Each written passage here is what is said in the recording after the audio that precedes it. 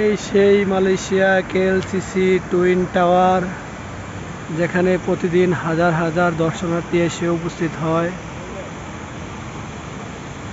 Malaysia আসছে, Malaysia KLCC twin tower আসবে না সেটা তো হতে পারে না। সবাই আসে ঘুরতে।